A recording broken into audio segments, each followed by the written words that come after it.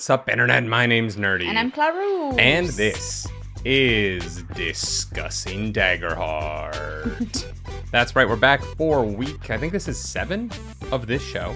We've done a bunch of different things, but today we're going to be talking about the community cards. We don't have any breaking news. Daggerheart is doing totally normal things this week. Not hiring everyone from Dungeons and Dragons. Yeah, sure. Totally normal things. They can't afford to do something crazy every single week. That would just be... Well, they're too busy playing Dungeons and Dragons in movie theaters at the moment, so... Fair. Yeah. Honestly, if I had a choice, I would play some Dungeons and Dragons in some movie theaters. Then go through the business of hiring people. Yeah, it'd be fun. It's a lot of work. You know? It would be fun. I mean, the hiring must have been done a while ago because they've been in Australia for a minute, but... True. You know what? That is true. We find out things when we decide we get to know them, not when they happen. Yeah, that's true. The one thing I will say is I am excited for the Gen Con show, which is going to be in Indianapolis during Gen Con. We have tickets to that. Yes. Which we're very excited to go see them perform live. They will be playing Daggerheart in Exandria for that show. Yeah. So I think that will be the first of their live shows. The Christmas special in Philadelphia for PAX Unplugged was in Daggerheart. That was a fun But this will time. be the first Daggerheart live show since they've put the game out. So very curious to see how they run that game, especially with the Exandria of it all. Mm-hmm. Obviously, some of the words from Daggerheart showed up in Critical Role Campaign 3 before they were even announced in Daggerheart, right? Yeah. Matt introduces the concept of a Qatari prepping for that crossover. Yeah, they were clearly already prepping the game at that point. Sure, yeah. But very excited for the show. But today we're going to be talking about the community cards. Mm-hmm. Beautiful cards. It's beautiful cards. When you're in character creation, you get to choose 2 things. We talked about your ancestry last week. And then this week, your community. Clarence, you want to give a rundown to the audience on what the community means in the context of Daggerheart? Oh, okay. It's basically your character's background, their upbringing. You know, the circumstances of their life that have contributed to the traits that you are now bringing into this campaign. Yeah. I think that the way in which the ancestry and community work together to build, I can never remember the exact terms. There's 3 things. There's your ancestry, your community, and that makes up your... Heritage, I think? I believe, yes. Yeah. Anyway, this is their way of allowing for there to be inherent skills that come from your background that don't tie racial things to every element of your background. Yeah. Right? This is their way of kind of getting around the D&D problem of being like, well, the Drow elves live in the dark. And so Drow elves get all of these bonuses because they are this kind of people. Yeah. Whereas now you can kind of make a Drow elf, or, different word, but you could make a dark elf in this game, and they could be Seaborn. You know what I mean? Sure, Seaborn, yeah. something we will talk about in a second. Before we actually get into each individual card, though, Clarus has an announcement to make. I do? There's actually 2 announcements we need to make, but you're going to make the first one. Great. Yeah. What is it? We are nominated. We're nominated. I didn't tell Clarus we were doing this. Oh, I was like, am I talking about Stardew or what? Nope. Okay, we're nominated for a Crit Award for Best Charity TTRPG Event. Hell yeah. Hell yeah, for Heroes Without Borders. Voting is still open for a couple more days. If you're seeing this, I believe it closes July 1st. You got a couple days to go give us a vote. We want to raise more money for charity this year. We want to make that event bigger, badder, better, all that jazz. So your vote would mean a lot if we were able to win this. It would mean a lot to us, and I think give us some credibility for future charity events that we would like to produce. Yeah, the link for that is in the description down below. The other announcement, very excited for both podcast feed and this YouTube channel, if you would like to see a one-shot with Quincy's Tavern, Dice Cream Sandwich, and Clarus Polaris playing in a campaign frame that I am in the early stages of developing, you can watch that this Saturday live on the channel, or premiering on the channel. We've already filmed it. We filmed it. And it will also be going up on the podcast feed. It is roughly 2.5 hour little one shot taking place in Last Yoke City, a fantasy version of New York that is my love letter to the city I spent my 20s in. It is going to be a very fun time. The one shot was incredibly fun. Quincy and Dice are both amazing. They're wonderful. We also did a session 0, which you can watch on that channel as well. So if you want to hype yourself up for the show, the one shot is it's a blast. You can find out about Katara, Roni, and Rekka before they dive into finding a little bit of a problem with their favorite bagel shop. Thought you were gonna say before they die. Well, you don't know what happens. You don't know what happens. It's Daggerheart, which is the thing we're talking about. That one shot is in Daggerheart. That is Final Rules Daggerheart. Very excited for you to see that. But we're talking about communities today. Yes, we are. I think. I think. How Darrington Press has gone about doing communities is a breath of fresh air when compared to Dungeons and Dragons like backgrounds. Yep. I think that backgrounds are really tough because you're like, well, I think my character would have the skills that come along with being a soldier, but I don't actually think that they were a soldier. And I think that over on the D&D side of things, those specificities are just a little too rigid, whereas these are a little more vague, and so they don't pick your career path for your character, but they allow for you to choose traits that benefit your character build and their backstory. Well, and the thing about the D&D background thing is it's just never something I think about. Because I'm like, I guess I was a guild artisan. You know what I mean? Like, I usually just pick one. Yeah. Like, that is the least important part of character creation. Whichever one allows for me to have the bonuses that I think I'm going to use the most. Exactly. And I think a lot of people do that. Yeah. And I just think that you get +1 to persuasion is just sort of a nebulous background thing that doesn't impact the gameplay in the way that these are active things that you can use that come more from the way you were brought up than what job did you have. Right. You know what I mean? Like, there's a lot of, like, your character had a full-time job before they became an adventurer in D&D in the way that backgrounds are written. Even if it's like, you know, like a sage or like a outland or a hermit or something. Sage is a job. Hermit's not a job. Hermit's not a job, but like, but most of them are like, you were a guild artisan, which means that and you're like, oh, do I have to be though? How many times have you started a D&D game and been like, in my backstory, I was a 15-year-old plucky child in a small town. I apprenticed for 8 years to the local jewelry merchant, became a jeweler, and then my town was attacked. And at 28, after I'd spent 4 years working as a full-time jeweler, I made an oath. You know, some people are going to have that. Some people are going to love that. Some people are going to play the game. But usually it's like, I'm 20 years old, my parents just died, and I go on an adventure. Yeah, it really depends on your playstyle and how you build a character.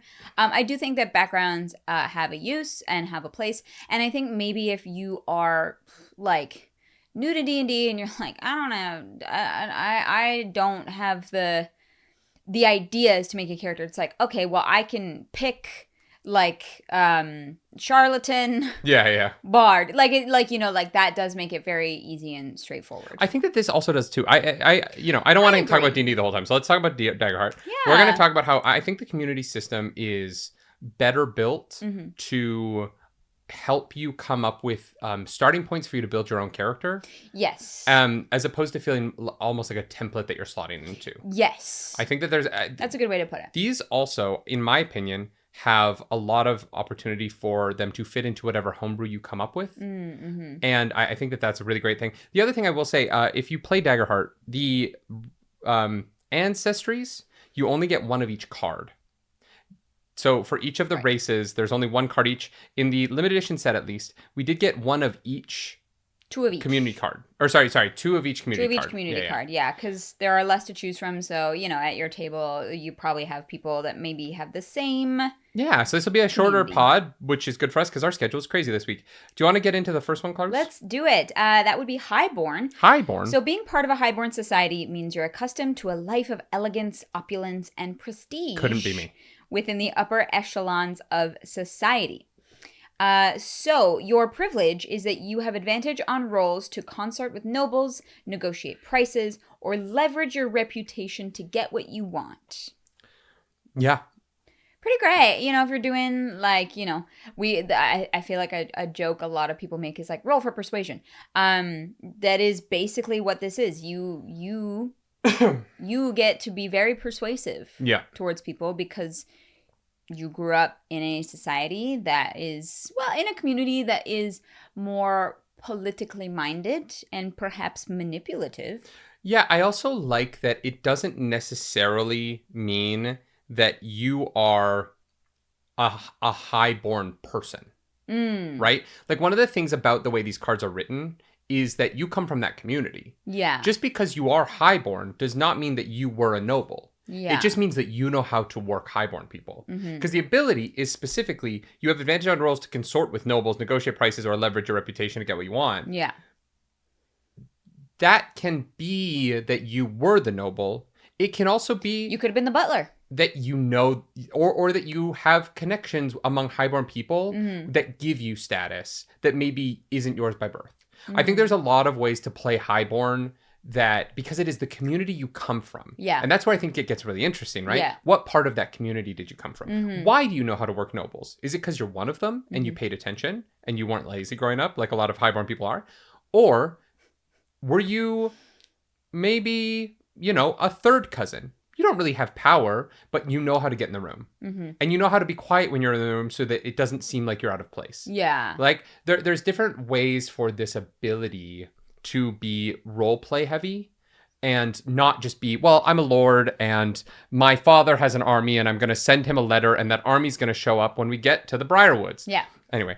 Wow, okay. All right. Specific. Called out. Do you know who I called out? Percy?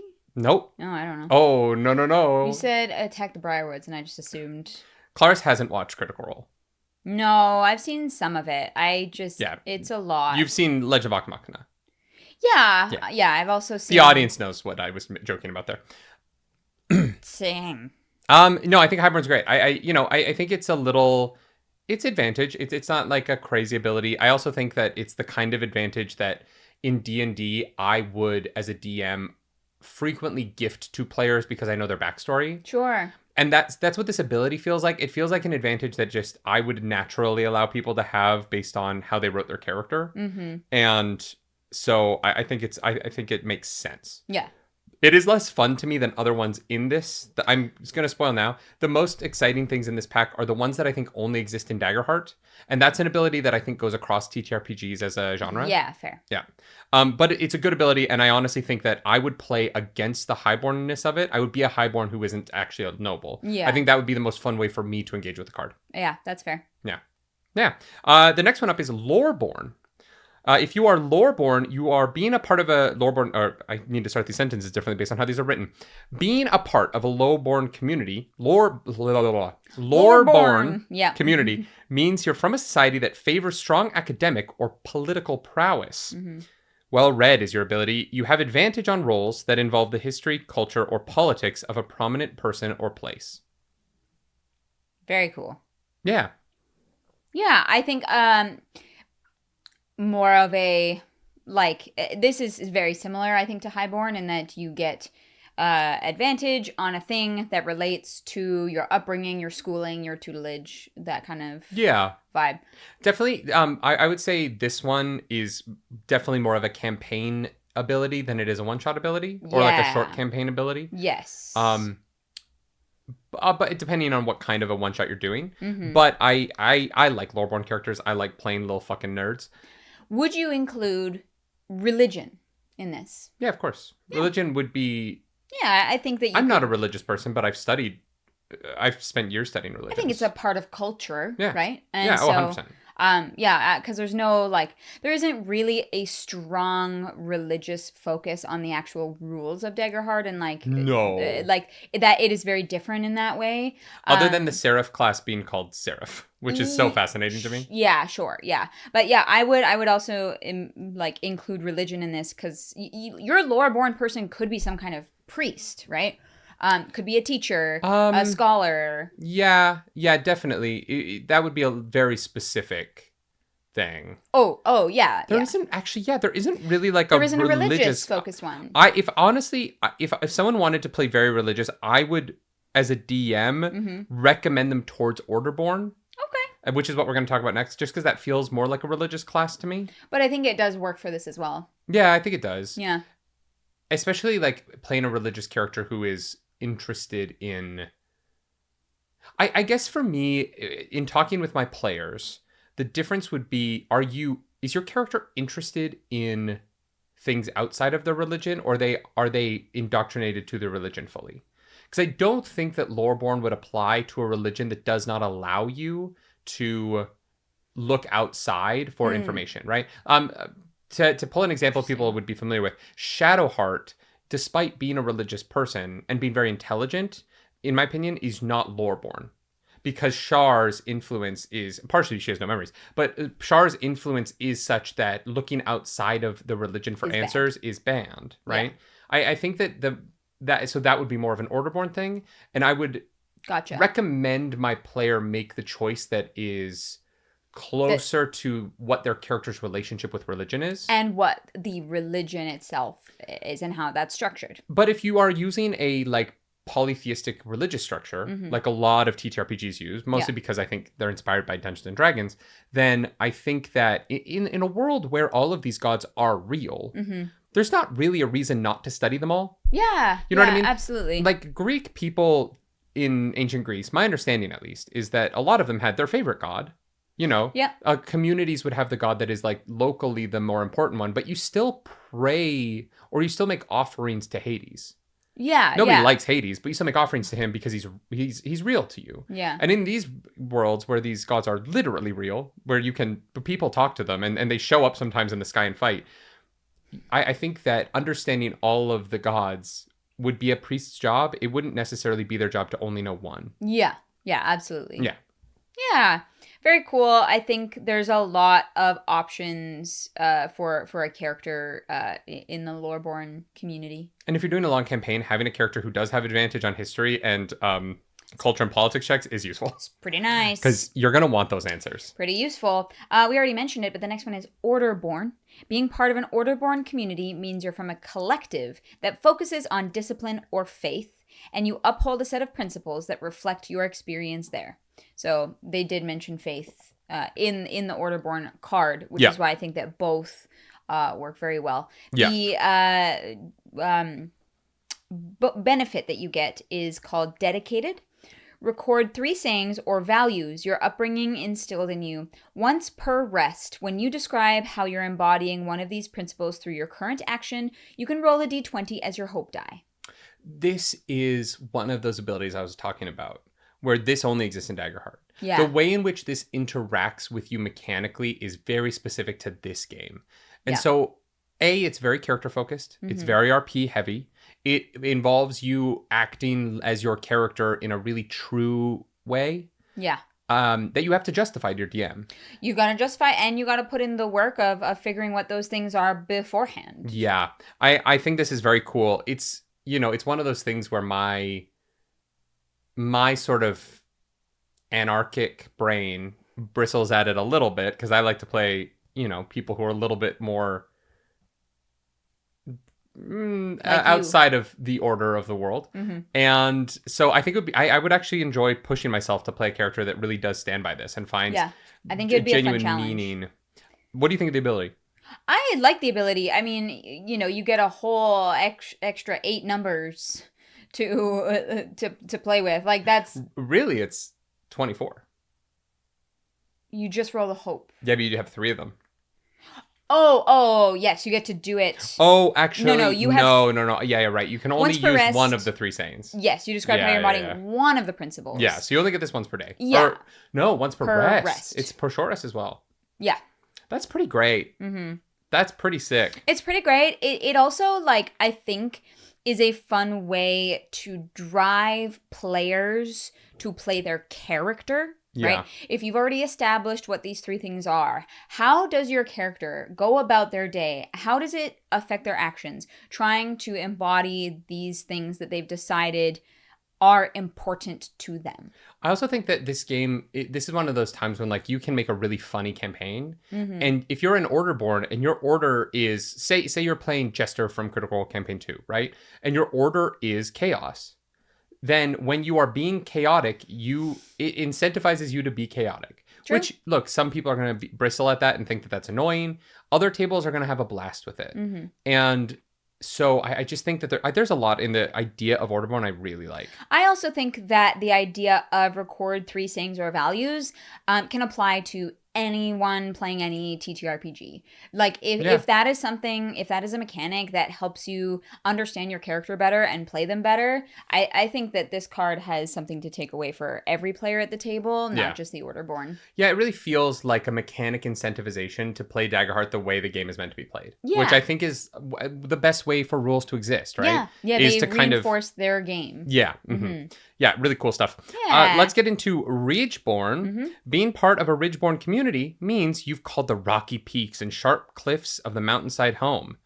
You are your ability is steady. You have advantage on rolls to traverse dangerous cliffs and ledges, navigate harsh environments, and use your survival knowledge. This one feels so far the most varied. And Orderborn, I think. It's a little vague. Yeah, I think Orderborn competes, but at least with Orderborn, you have to like write these things down beforehand. Whereas this is like your survival knowledge, which can kind of encompass a lot of things. Yeah, use your survival knowledge feels like something that you can... Feels like something I might spend 10 minutes arguing to justify. Yes. I like the advantage to traverse dangerous cliffs and ledges and navigate harsh environments. The problem is how often are you actually doing those things? Yes. Right? What kind of campaign are your players in? Yeah. But also, if you're playing a campaign where you are playing someone who's Ridgeborn, you're probably not spending a lot of time in cities. Although, I would say, if you're playing a combat on the rooftops of a metropolitan city... I would count that. If you're running from... If you're trying to scale a tower, a castle. Yeah, the outside of a building. There's things... There's multiple ways to use this. The use your survival knowledge just feels so... You know what I mean? Yeah. My first thought as a player being like, oh no, I'm using my survival knowledge to eat this meal and not get poisoned. And I'm like, okay. Sure. It's a fancy dinner. I'm not sure that you're this is glamping. This isn't camping. You know what I mean? Yeah. I think that's going to be a very case-by-case scenario that you and your DM are going to have a chat about. The next one is Seaborn. Which is, I'm going to just say this, my favorite of the arts. Of the arts, that's the one I want to live in the most. Yeah, the boat just on top of the other with house. With the fox. Yeah. Fishing. It's just this is so cute. It's adorable. I love it. It reminds me of the planet they go to in season 3 of The Bad Batch. Yeah. This also, the art was done by Sam Key. Nice. I don't know who that is, but I love that the art... You know what? I just want to call out Daggerheart really quick. The art for every single artist is on the cards, and that's cool. Right at the little bottom corner. Seaborn. Being part of a Seaborn community means you lived on or near a large body of water. Simple, straightforward. Know the tide. You can sense the ebb and flow of life. When you roll with fear, place a token on this card.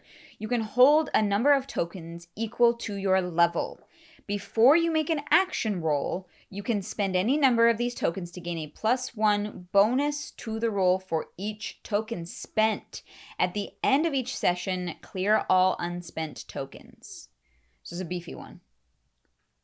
And it also requires your players to be very on top of their abilities. Why on top of their abilities? If you roll with fear and you forget to place a token on the card, some DMs are going to be like, well, you forgot. You didn't do it in the moment. You waited till 30 minutes later to be like, oh, that roll I made. You got to be really... I don't know that that'll be that much of a problem. If someone was like, I rolled with fear 30 minutes ago, I haven't used a token since then, I'd be like, yeah, you did.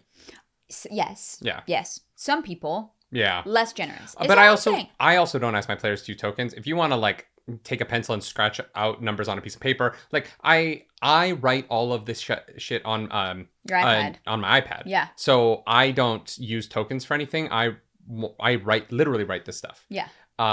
So for me, I don't think...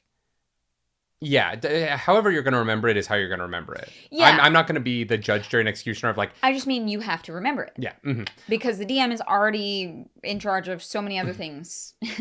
Yeah, I think this one in some ways feels like a really powerful ability. And also the least relevant to living it on the sea, to the circumstances of it.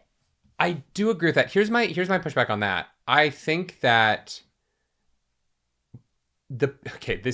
I don't want to generalize humanity. Okay. But I'm going to generalize humanity a little bit. All right, we'll allow it. We'll allow it just this once. People who live by the sea are super chill. Okay. You know what I mean? I see where you're going. And so when they roll with fear, it doesn't bother them as much as a high-strung city person.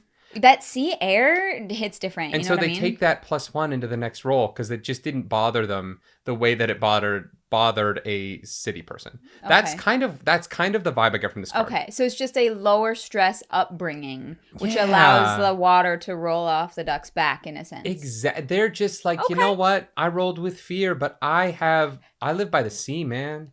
All right. We don't fear the ocean. The ocean fears us. So you're saying everyone in LA is very stress free. I mean, I Yeah. think they would be if they weren't so filled with plastic. Maybe. You know what I mean? The Like- microplastics in the ocean and the water. Well, I meant the microplastics they're injecting into their faces. It stresses that as them well. out. Yeah, that sounds like a stressful. Surgery is stressful. Their bodies literally can't relax because they're not real. Yeah, maybe. So, no, I don't think LA specifically, but like, you know, I think that most of the people I know who like own property on the ocean, I mean, in the States, if you own property by the ocean, it's because you're rich. Yeah. But that's why you have no stress. Globally, you know, Greeks and Italians live to be old as hell. I thought that was the wine. I think it's also that ocean living, babe. It's that sea It's a air. carefree. That Seaborn mentality. You know and so what I this mean? ability makes sense to me. It's also something, the thing I wanted to say, the ability makes sense to me. I like it because it's limited by your level. Like, I think being able to hold a +1 at level 1. Yeah. Whatever. Yeah. Being able to hold a +10 at level 10. Pretty crazy. But at level 10, you're also able to bring people back from the dead. You're all, you know what I mean? Like, yeah. At that level, the scales well. things, yeah. Yeah. It scales well. It's a fun ability that can only exist in Daggerheart, right? It exists within the Fear and Hope mechanic. Again, I like these things that incentivize you to use this game the way this game's meant to be played. That isn't just brought over from D&D. Yeah. You know, or other games, obviously. This Daggerheart's inspired by a bunch of games, most of which I haven't played, which is why I don't reference them as much. Right. But this is, I don't know, I like this ability a lot. This is one I would use. This is one that I would get excited to have be a part of my character. Oh, look, I've been stacking up all these things, and the session might end in the next 30 minutes. I got +3. Or, you know, you're like, is this roll important enough? Yeah. Oh, no, I'm not going to use it yet. And then you get to that big roll. You get to that moment where it's like, they're going to fall to their death if you don't catch them. I have a +4 that I have been sitting. I've rolled with fear so much today. It also, I think, this is one of those things that benefits players who don't roll well. Okay, I Right? will be taking this card at any opportunity. Yeah, you can be like, you know what? I've been rolling like shit all session, but this is an important roll. I'm going to put my +4 into it. And so, you know, this can be something that saves people who don't roll well from themselves a little bit on the big stuff. Yeah. Yeah. You can save someone from themselves. Those are the best abilities. Yeah. The next one is Slyborn. It's Slyborn. Yes, I know that. Sly Cooper is a really... Okay, so if you've never played the Sly Cooper video games, you play as this raccoon that's robbing people, and you have a turtle friend who's your tech genius, and a hippo friend who's your muscle. The three of them are some of the greatest characters ever made for video games. The problem is we haven't had a new Sly Cooper game in a long time. Okay. And I really think that there's no PS5 Sly Cooper, and there should be. It's one of the greatest video game franchises ever. Sony, And this is your chance. Truly, the fact that we haven't had a new Sly Cooper game in, I think, like 12 years, I don't even remember. It's a tragedy. He is up there with Ratchet and Clank. He is up there with Jack and Daxter. He is up there with, I would put Sly Cooper slightly behind Master Chief in terms of my love of a video game character. Okay. And Master Chief is like on the Mount Rushmore of video game characters to me. Sly Cooper deserves a new video game, and I honestly think that it is cowardice on the part of the Sony company that this doesn't exist. All right. Yeah. I don't know why you're so scared of making money, Sony. Why are you scared of making money? Yeah. Huh? We got a fucking Astrobot, or whatever that little guy's name was. Slyborn. So if you're Slyborn, being part of a Slyborn community means you come from a group that operates outside the law, including all manner of criminals, grifters, and con artists, like Sly Cooper from the hit video game series Sly Cooper. Your ability... I really thought you were going to cut me off in that, and you just let me go. I was waiting for you to be like, whoa. When do I do that? I don't know, but I thought that would be funny. You just thought this time would be the time. Yeah. I mean, I kind of did. I was like, Slyborn. Anyways. Scoundrel. Like Han Solo. Yes. You have advantage on rolls to negotiate with criminals, detect lies, or find a safe place to hide. This, to me, feels less unspecific than the Ridgeborn one. Yeah. All three of these are specific things that I understand their use in game. Negotiate with criminals is so interesting. Because do you have to have proof that they have committed crimes? Oh, I think it's, yeah, I understand the language of that could be, they're not guilt. I'm Yeah. being pedantic. Yeah, yeah. I just think it's funny. I understand what you're saying. I just think that we all know what that means. You know what I mean? That's one of those things where like, because here's the thing. This is where that gets complicated. Because does that give you advantage to negotiate with a king that you know is breaking the law? Fuck. I'm just saying. You know what? I would say yes. I would say yes as well. Because that's blackmail. Yeah. You know they're breaking the law. They know they're breaking the law. And so you're like, hey, look, they're a king. Fuck. Yeah. Yeah. Oh, I would absolutely allow that. But again, it is not less unspecific. It is more specific, and therefore you are able to kind of play within the specificities. Yes. Yeah. Exactly. So I really like this. I think that a lot of the times when you play a rogue in D&D, the DM is like, yeah, this stuff is kind of inherent. Yeah. I think this is very fun. I will also say the card looks like art from the Mistborn novel. Oh, yeah. You know what I mean? Yeah. Find a safe place to hide is interesting because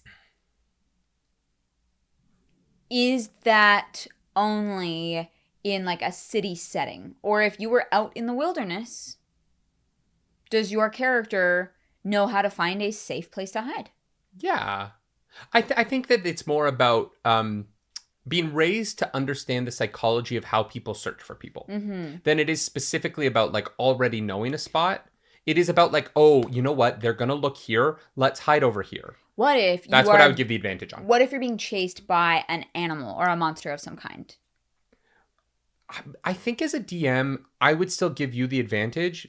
Because if you're being chased by an animal in the woods, the DC to hide from it is very high. The advantage doesn't change the fact that the DC is going to be much higher than if you're running from the cops in a crowded street. Yeah. Which you could lose pretty easily. Yeah. So I would set the difficulty of that higher while still letting them have the advantage. I agree 100%. Yeah. I wanted to bring it up because it is not specific and I'm super curious to know what you think and also I think what find you a safe guys place think. to hide because it's only advantage, right? It's not an auto success. Yeah, 100%. It's just advantage. And so I do think that for my taste, you just are more in tune with the dark shadowy corners. Yeah. Like it's what you pay attention to more than having this magical knowledge of there's bushes over here that we can hide in. Yeah, and I think the community element is also just understanding the people, understanding the feeling of being hunted and how to get away from that. You understand people, you understand... and keeping your cool under that pressure. Yeah. Mm-hmm. Yes, 100%. Next is Underborn. Being part of an Underborn community, it means you're from a subterranean society. So what you get for this is low light living. When you're in an area with low light or heavy shadow, you have advantage on rolls to hide, investigate, or perceive details within that area. This is... Dark vision. I have dark vision. Yeah. Do you have dark vision? Yeah. And I don't think this game has dark vision. No. This is the only thing that is similar to that. And dark vision is one of those things that has garnered so many memes and stuff because it's like, well, you're in a party and it's like 5 of you have dark vision and then 1 of you doesn't. And it's like, oh, God. But in this, there's no dark vision. It is the specific Underborn community. Yeah. If you don't have this, you got normal eyes. I think that for my taste, dark vision is fun because it has mechanically created a game within the game of having to lead people who don't have dark vision around. Yeah. And that can be fun if you're willing to roleplay it. It can also be very annoying. Yeah. It's a game that doesn't need to be a part of the game. And so I think that I am much more inclined to this game's version of it where some races, where all races have the same vision. And if you want to have dark vision, you have to give up the other advantages. Yeah.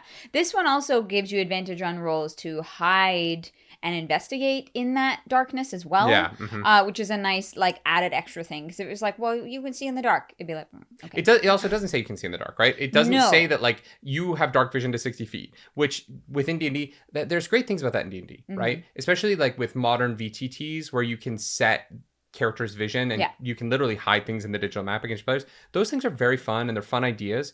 I do think they're not as story driven, and as the DM I think that playing around your player's dark vision can be hard to kind of draw them to important things if their character just can't see it. Yeah. And so this allows for the dungeon master to have a lot of control over what the characters are seeing in the narrative and get rid of kind of the annoying conversation while also having characters who are just going to perform better in these environments. Yeah. I think it's a great ability.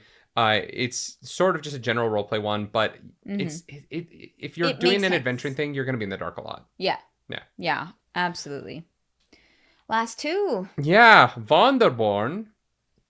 The Wanderborn is the community where it's the first time you're on stage and you get to walk around the stage while you sing with the band, and the band plays and you get to walk around. What? It's a Wandelprobe. It's a joke for musical theater people. Anyway. Oh, I was like... Being part of a Wanderborn community means you've lived as a nomad, forgoing a permanent home and experiencing a wide variety of cultures. Mm-hmm. Tuatha on? Anyway, you have the ability Nomadic Pack, which is one of my favorite abilities in the game. Not for how much I would use it, but because I think it is something I would almost exclusively use for jokes, which is Nomadic Pack. Add a Nomadic Pack to your inventory. Once per session, you can spend a hope to reach into this pack and pull out a mundane item that's useful to your situation. Work with the GM to figure out what item you take out. Honestly, I love this one. I think, it provides so many fun roleplay abilities. Mm-hmm. Like, why would you have that? Well, I've been around. I've seen some shit. I was in this town in the East one time, and this is what they ate with. Well, and that's the fun thing is, like, you can help your DM influence your world in a way if you are the type of player who wants to give a backstory on why you've got this. It doesn't say that that's necessary, obviously, and maybe you don't want to do that, but the fact that it does provide that opportunity is very fun. This is definitely one of my favorite abilities. Agreed. I think it is so much, especially if I'm playing in modern things where I can pull out like what are those things that whoopee cushion? Or like something like that to play like a really goofy kind of, well, you can use a whoopee cushion as a distraction. Like there's things that like I would use it for jokes. I would use it to like do serious things, but in funny ways. They're like, what community did you find rubber from? They're like, well, there are these plants. Well, I'm saying specifically modern games. Sure. Like, Last Yoke City has a lot of modern technology. It's got trains and things. Yeah. So games where they're making bagels, you know what I mean? Like the games like that where there are fantasy equivalents to a lot of modern technology. A Nomadic Pack in that kind of game in particular would be very fun to me. Yeah. Where I pull out, like a Nintendo Switch. Yeah. It's a mundane enough item, like whatever. And it has a cost. You have to spend a hope. Yeah, and it's only once per session, which is pretty limited. Yeah. So like you can't be just doing that for every single situation that you're trying to. I'm not gonna lie, as a DM, I would allow my players to use it more often for much smaller things. Like if you want to pull out, if you have like things and knickknacks and things you pull out of there for whatever. I've got gadgets and gizmos aplenty. Yeah. I'm going to play the Little Mermaid. But if it's meaningful to an actual situation, then I would limit that to once per session. Yeah. Well, also allow, if you like, I pull out forks or whatever, like for a joke. Those kind of things. Yeah. I would be like, play with that, have fun with it. Mm-hmm. But if it's going to impact, you only get one that really impacts play. Yeah. But you can have as many as you want that impact roleplay. Yeah, that's fair. Is how I would rule. Yeah. But I like the idea of it. I do love the idea of having to like aesthetically like fit in this like giant pack into your character is carrying around all the time. Last one is Wildborn. Being part of a Wildborn community means you lived deep within the forest. You get something called Lightfoot. Your movement is naturally silent. You have advantage on rolls to move without being heard. Yeah.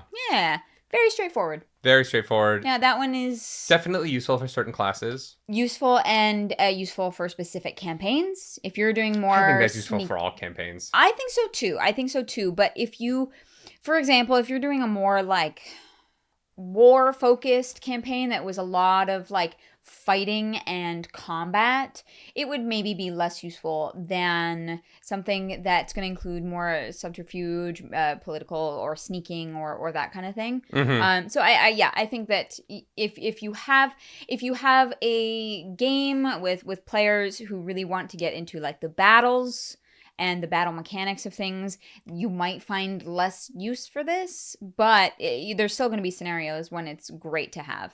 Yeah, I do also think that sneaking is just so fun. Right? The stakes of sneaking in these games is always such a blast. When you fail, it's always so exciting. You know what I mean? There is something to the emotional hit of fuck, they found us. Yeah. That I think makes these games fun. I think it's one of those things that when it comes to D&D or other games I've played, the failure that leads into roll for initiative is always great. Yeah. It's a great moment. Yeah. Because deep down, you kind of want that fight. You know what I mean? Deep down, you want to play the game. Yeah, that's fair. So I think incentivizing you to try sneaking and then, get that moment of like, it didn't work. Now we got to beat him up. I think that's great. I'm a fan of it. It's probably not the most exciting to me. Again, It's one of the abilities in this game that it's like, well, this could exist in anything. Yes. Right? Not like the Seaborn one or the Orderborn one. I think those two are the most Daggerhearty. Yes, and also the most interesting to me, I think, because of that. Yeah. They're all useful though. Bad. Yeah. It's just that those are the ones that get me the most excited in character creation. Yeah, they're mechanics instead of just advantage. The ones that are just advantage they're good and they're going to be useful and they're going to come up in your game. But my preference leans towards things that feel like they can't exist in any other game, especially because I do think that the roleplay heaviness of Daggerheart is so exciting to me. Yeah. Right. That is what I love about it so much. We've played a lot of it in the last year, and we will play more. And we've played so many different versions, right? Like when we played Donkey Dong. Oh, it was the a Banana totally Bonanza. Yeah, it was a totally different game. Also, I'm just gonna if you're here and you want to watch like some like I don't know, like R-rated Daggerheart. Yeah. With some crazy shenanigans. We all play Donkey Kong characters, and it's a good time, and it's here on that channel. I also want to call out Nintendo really quick because our show was called Donkey Dong's Banana Bonanza, and they just put out Donkey Kong Bonanza.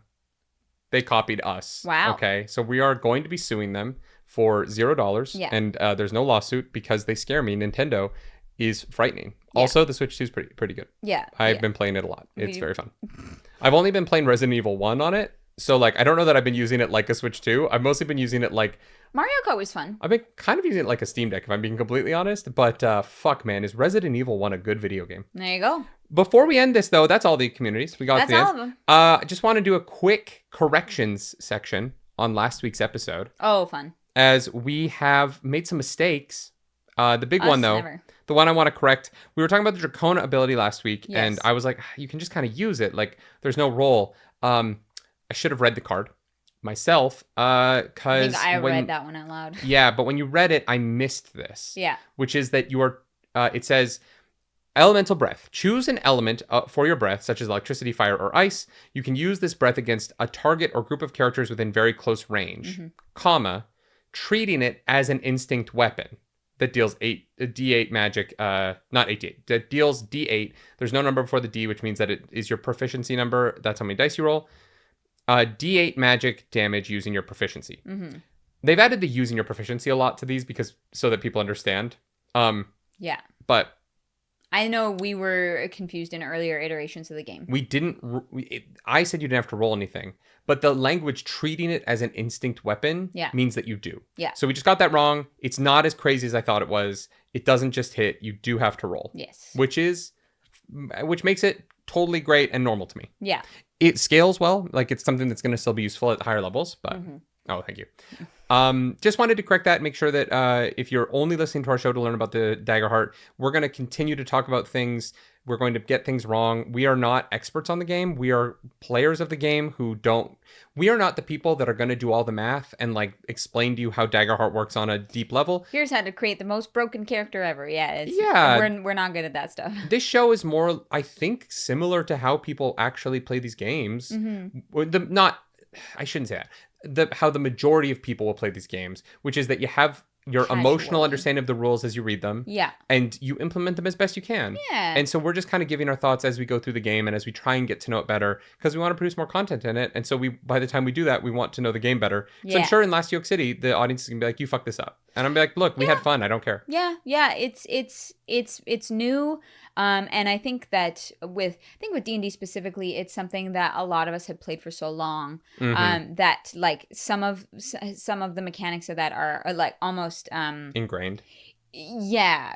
You Or don't even have second to. nature. Yes, you don't even have to think about it. But Daggerheart's not like that. But I am super excited for the potential in this game. I am excited for the games that we're gonna run with this system. We've got ideas, we've got plans. So if you're here, make sure you subscribe to the channel. Yeah. If you want to see more actual plays. We got a couple tricks up our sleeve. One last thought on what you just said about the like as we run games. The one downside to playing through each tier of the beta test is that I also have 5 versions of this game in my head. I know. And so some of the things that I think I am trying to weed through the I need to concrete which rules are the final rules in my head. Yes. Because sometimes I'm like, oh nope, that's 1.3. Oh nope, that's 1.4. Yeah. Oh, like the action tracker, I keep forgetting that it's gone. Right. I keep forgetting that just doesn't exist anymore. Yeah. And because I think about it sometimes, I'm like, nope, that's not real. So for me, as someone who played a lot of the beta test, I do need to finalize the final rules for myself and then find a way to eschew everything else out the back. I think we just got to play it more. Yeah. Which we're going to do on the channel. If you want to vote for us for the Crit Awards, please do go to the link down below. We are nominated for Best Charity Event. It is the most important category, which is why they stuck it all the way at the end. So go through all the nominees. If you have any other friends in there, please vote for them. And make sure you vote for us because we ran the best charity event ever. Yeah. It was the single greatest charity event in the history of humanity, eclipsing even Alicia Keys' Black Ball, which I watched raise multiple millions of dollars one time. It was insane. I was serving coffee all night. It was very cool. I got to see Leonard Skinner perform from backstage, which was, it was just me. And next to me was Alicia Keys. And I was holding a picture of coffee and we watched him play American Woman together. And I was like, this is the coolest moment of my life. That's wild. Yeah. Anyway, catering in New York City leads to some of the weirdest things you'll ever experience. Yeah. The point of this is we ran a charity event. We'd love for you to nominate us. We'd also love for you to come back on Saturday for Last Yoke City's one shot. I'm very excited to put that out in the world. Quincy's Tavern, Dice Cream Sandwich are in it. Clarence, do you have any final thoughts before we get out of here? No, that is everything. We'll be back next week with more discussing Daggerheart. Yep. Thank you so much for watching. I think next week we're going to talk about bards. Oh, yeah, we're going to start getting into the actual classes. Yeah, so get ready for bard talk here. That should be from 2 bards. A TikTok, like, what do you call, like, subsect. Bard talk? Yeah, there's book talk, right? There's probably already bard talk. Probably, yeah. There's a talk for everything. There's frog talk. Oh, well, anyways, we'll be back next week. Yeah, do you think there's talk? Probably.